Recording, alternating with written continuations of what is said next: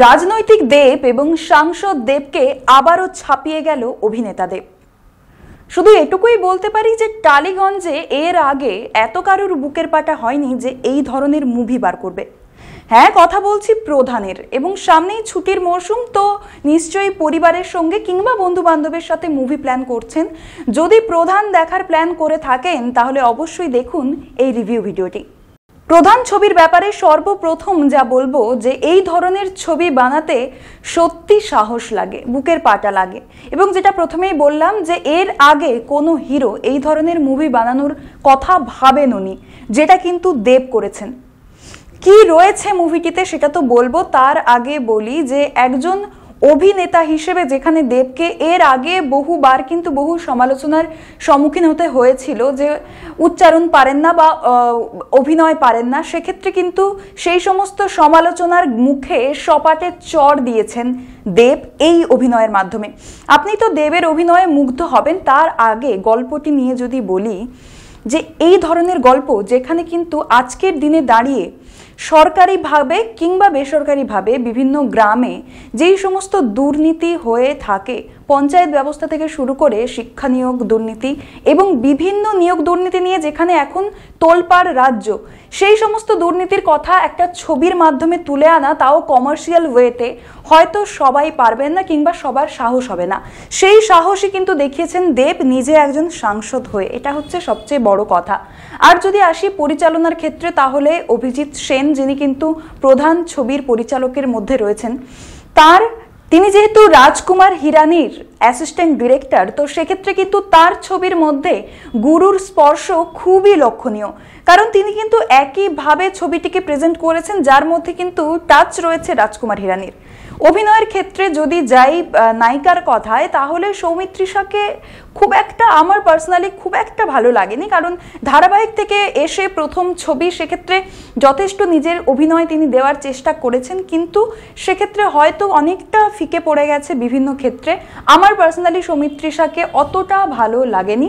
আর হ্যাঁ, বলাই বাহুল্য যে ট্রেলার দেখে যারা বলেছিলেন প্রধান ছবিটি সেই সিরিয়ালের প্যান প্যানানি ঘ্যান ঘ্যানানি স্টোরি নয়, আগে দেখুন তারপরে বলবেন। কারণ এই স্টোরির মধ্যে আমি তো বললাম যে দেবের এর বাকি যেগুলো কিশমিশ কিংবা লুকোচুরির থেকে আমি অনেকটা উপরে রাখবো, কারণটা হলো অবশ্যই এই মুভির গল্প, যেখানে কিন্তু দেখানো হয়েছে একটি সাধারণ পরিবার থেকে একটি ছেলে উঠে আসে, যে কিন্তু সদ্য বিবাহিত পুলিশ অফিসার। তাকে একটি কাল্পনিক গ্রাম এখানে রাখা হয়েছে, যেখানে তার প্রধান হিসেবে, প্রধান পোস্টে তিনি ওই গ্রামে যান পুলিশ প্রধান হিসেবে, যেখানে অনির্বাণ চক্রবর্তীকে আমরা দেখছি, এবং জটিলেশ্বর এই চরিত্রে কিন্তু অনির্বাণকে বেশ ভালো মানিয়েছে এবং খুব তিনি ক্যারেক্টারটাকে ক্যারি করেছেন। সেখানে দেবকেও খুব একটা মেসি ওয়েতে দেখানো হয়েছে, এবং যেটা বললাম যে গ্রামে, প্রত্যন্ত গ্রামের যেই সমস্ত দুর্নীতি যা লোকচক্ষুর আড়ালে সবসময়ই থেকে যায়, যা প্রকাশ্যে আসে না, যেমন গ্রাম পঞ্চায়েতের কিছু দুর্নীতি থেকে শুরু করে রাস্তা মেরামতের জন্য বরাদ্দ টাকা লুটে নেওয়া কিংবা ঘুষখোর পুলিশ অফিসার, এই ধরনের সমস্ত দুর্নীতির কথা এই ছবিতে স্পষ্টভাবে তুলে ধরা হয়েছে, যেখানে একজন রাজনৈতিক ব্যক্তিত্ব স্বয়ং দেব। অন্য কোনো হিরো হলে এই টপিক চুজ করতেন কিনা সেক্ষেত্রে তো সন্দেহ রয়েছে, কিন্তু দেব এখানে যেভাবে অভিনয় করেছেন এবং যেভাবে কমার্শিয়াল ওয়েতে, বারবার বলছে, একজন সফল বাণিজ্যিক ভাবে কিন্তু এই ধরনের স্টোরিকে তুলে আনা সত্যি ডাইরেক্টরের ক্ষেত্রে এবং অবশ্যই প্রযোজক হিসেবে দেবের ক্ষেত্রে যথেষ্ট চ্যালেঞ্জিং ছিল, যা খুব ভালোভাবে তিনি পালন করেছেন। এবার যদি গানের কথায় আসি, তাহলে 3টে গান আমার পার্সোনালি খুবই ভালো লেগেছে, এবং গানগুলো কিন্তু কোনোভাবেই স্টোরিকে এফেক্ট করছিল না, এটাই হয়েছে সবচেয়ে বড় কথা। এবং এই স্টোরির ক্ষেত্রে যদি আমি খুঁত বলি, এই মুভির ক্ষেত্রে খুঁত তো নিশ্চয়ই রয়েছে, যেখানে কিন্তু মনে হয়েছে কিছু কিছু জিনিস যেগুলো অতিরিক্ত টানা হয়েছে, যতটা না টানা হলে হয়তো ছবির ডিউরেশন কিছুটা কমতো, কিন্তু সবকিছু কাট টু কাট থাকতো। এখানে কিন্তু প্রবীণ যেই দম্পতি, তাদের একাকিত্বের যন্ত্রণাটাকে দেখাতে গিয়ে অনেকটা টেনে ফেলেছেন, এবং সেক্ষেত্রে গিয়ে কিছুটা হয়তো বোরনেস কিছু জনের আসতে পারে, আমাদেরও এসেছে স্বাভাবিক। ওই পার্টিকুলার ওই পার্ট ছাড়া তো আর কোনো জায়গায় বোরনেসের কোনো জায়গাই ছিল না, কারণ সকলে জাস্ট অসম, এবং সকলেই নিজেদের অভিনয় দক্ষতা সম্পূর্ণভাবে নিংড়ে দিয়েছেন প্রধান ছবিতে।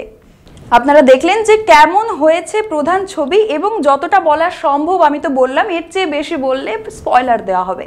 তাই সামনেই ছুটি রয়েছে, তাই যান এবং দেখুন অবশ্যই প্রধান মুভি, এবং জানাবেন যে কেমন লেগেছে। আর ট্রেলার দেখে কিংবা রিভিউটি দেখে কেমন লেগেছে সেটি আমাদের কমেন্ট বক্সে জানাতে ভুলবেন না। এবং অবশ্যই এটা জানাবেন যে আপনি দেবের কত বড় ফ্যান, কারণ আগামীকালে কিন্তু দেবেরও জন্মদিন ক্রিসমাসের সাথে সাথে। তাই জানাবেন যে আপনি দেবের কত বড় ফ্যান, আমরা জানতে চাই ডিজিটাল খবরিলাল। নজর রাখুন ডিজিটাল খবরিলালের পর্দায়, কারণ খবর আপনাদের, নজর আমাদের।